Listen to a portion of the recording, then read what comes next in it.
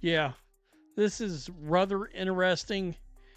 I'm still concerned about Caitlin Clark playing in this system. I can tell you, until I visually see it really work like it worked with Christy Sides on offense, I'm going to remain skeptical. I understand that gets me a lot of hate from a lot of people because, well, injuries, playoffs, oh my God, what a performance. I'm talking about Caitlin Clark and her play on the court and what she's allowed to. She's literally like Taylor Swift too.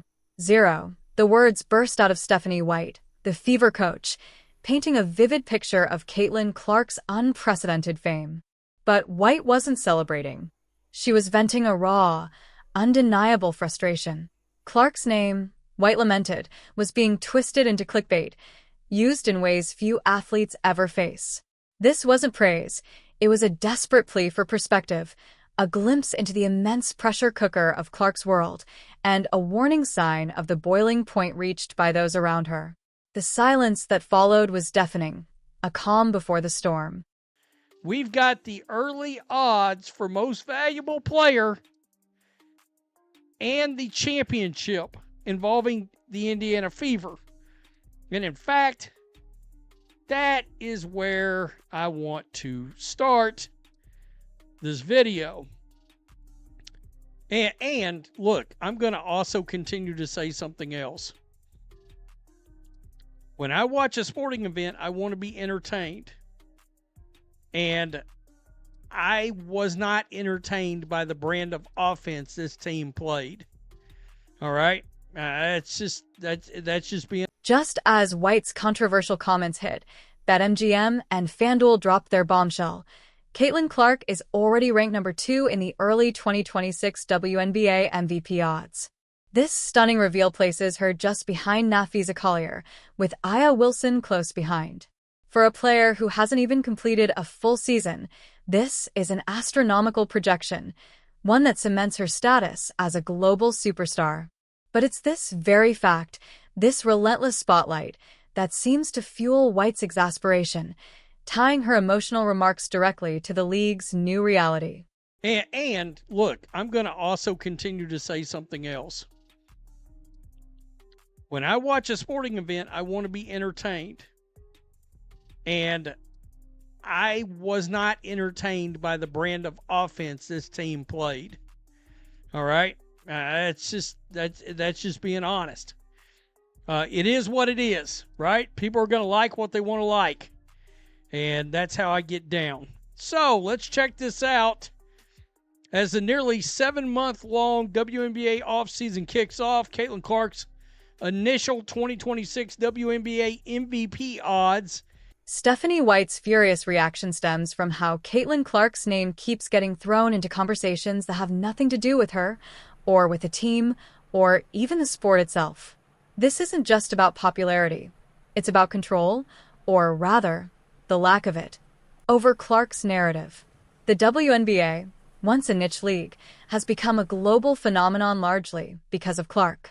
And that sudden explosion of attention has brought complex, unintended consequences for everyone involved, especially for the coaching staff now trying to navigate this new reality.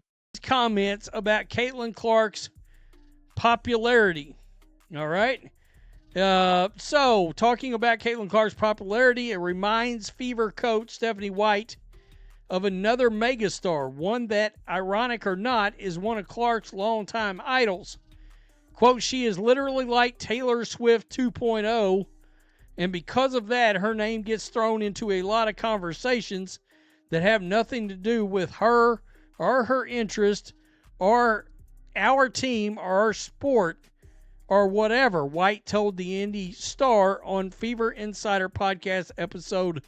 The Taylor Swift 2.0 comparison, though meant to highlight Clark's megastar status, also exposes White's deeper concern. She sees Clark as a young woman whose immense talent and appeal have turned her into a commodity, a name constantly leveraged by others. This goes far beyond simple fandom. It speaks to the commercial exploitation of a rising icon. The parallels to a pop culture force like Swift only emphasize the magnitude of the spotlight and the potential dangers that come with such overwhelming public scrutiny. No matter the location, feel like a home game. An economist estimated that Clark accounted for 1 in 6 tickets sold in the league in her rookie 2024 season. So, I mean, yeah, Clark brings engagement, heads move when her name is mentioned, but what isn't considered, White said, is how using her name affects Clark's real life.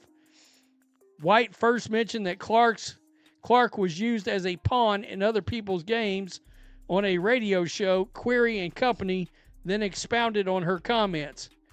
She probably... White's frustration wasn't just hypothetical. She first voiced concerns about Clark being used as a pawn during a radio appearance, then expanded on those thoughts even further. This wasn't a casual remark.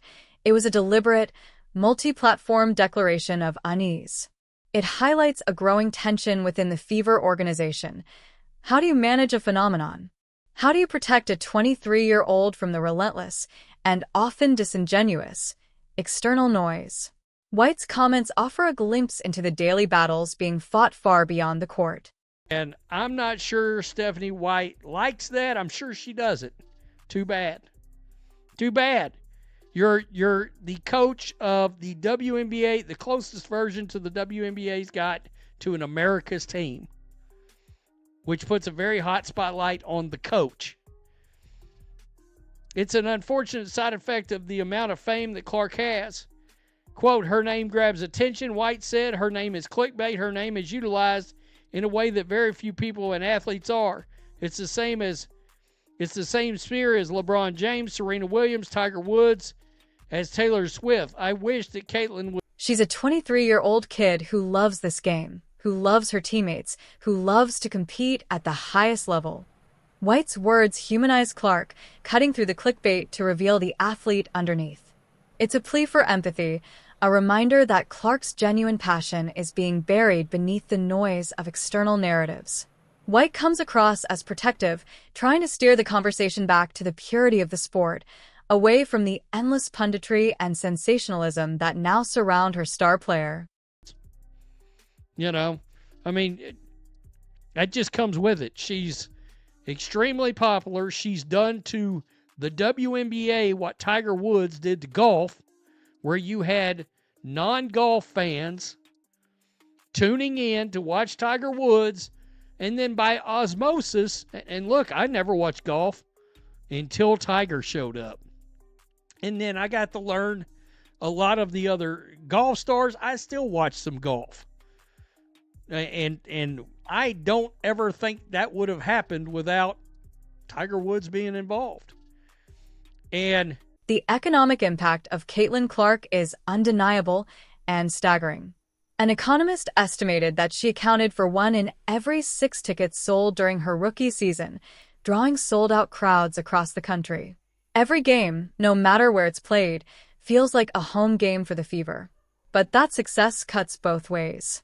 The massive revenue and exposure have also fueled the very media frenzy White is so concerned about, making it nearly impossible to contain the wildfire of public interest. Her direct accusation, that Clark is being used as a pawn in other people's games, is perhaps her sharpest criticism yet. It implies that media outlets, commentators, and even other leagues are leveraging Clark's name for their own agendas, regardless of her actual involvement or well-being. It's a powerful charge, one that exposes the cynical manipulation at play, a force that undermines the spirit of the game and weighs heavily on the person caught in the middle. The intense spotlight on Clark inevitably spills onto Stephanie White herself.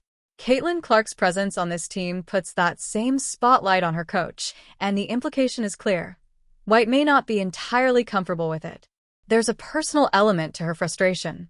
Coaching the WNBA's closest thing to America's team comes with immense and often unwanted scrutiny. It's an unfortunate, perhaps inevitable, side effect of managing a once-in-a-generation talent. Still, despite White's visible exasperation, the benefits Clark brings are impossible to ignore.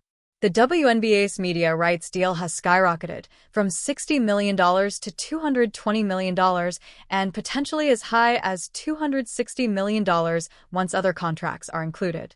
That financial explosion is directly tied to Clark's unmatched drawing power. So while the personal toll is real, the league itself is thriving, a sharp contrast between individual burden and collective prosperity.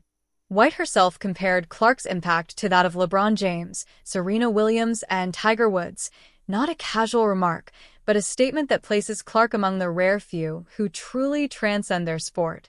Such an acknowledgement underscores the immense pressure Clark faces, but also the unparalleled opportunity she represents for the WNBA. Yet the question lingers, at what cost does this level of transformative fame come, both for the individual and for the team around her? The Tiger Woods analogy is particularly revealing. Like Woods, Clark draws in non-fans, expanding the sport's reach exponentially. Many, including the speaker, admitted they never watched golf until Woods appeared, only to learn about other stars by osmosis. That same phenomenon is now engulfing the WNBA. The constant conversation around Clark is undeniably good for the league, transforming viewership, engagement, and global attention. Even as White remains exasperated, she can't deny that Clark's presence is rewriting what success looks like for women's basketball. Still, skepticism persists regarding the on-court chemistry between White's system and Clark's style of play.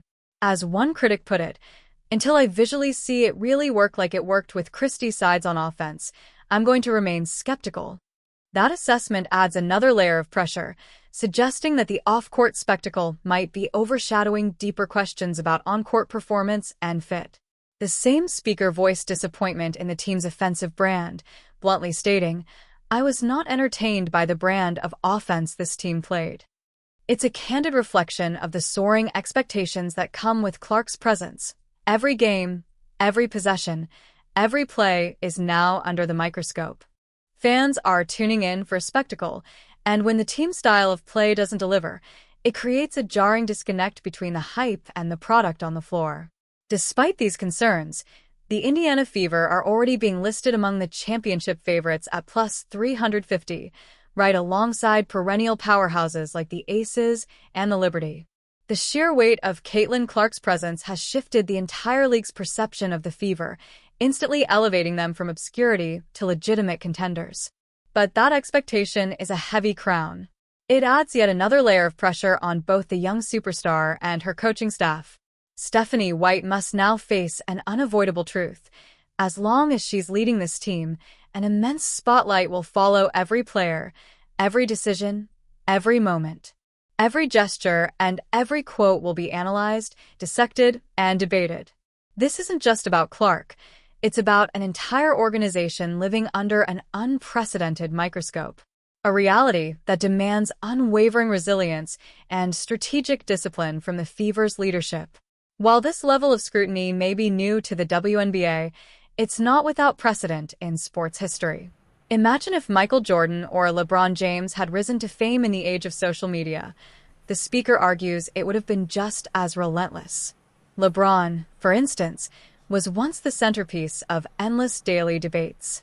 That historical lens both normalizes Clark's situation and magnifies the intensity of modern fame, a spotlight brighter and faster than ever before. So, Stephanie White's fury, or perhaps her deep concern, reveals the uneasy intersection of unprecedented athletic fame and the harsh glare of today's media machine. Caitlin Clark's stunning MVP odds stand as proof of her generational talent and impact, yet they also amplify the very pressures White warned about. It's a complex dance between celebrating a superstar and protecting a young athlete, between capitalizing on popularity and preserving the soul of the game. And as the WNBA enters this new era, one question remains: what will this all mean for Caitlin Clark and for the future of women's basketball itself?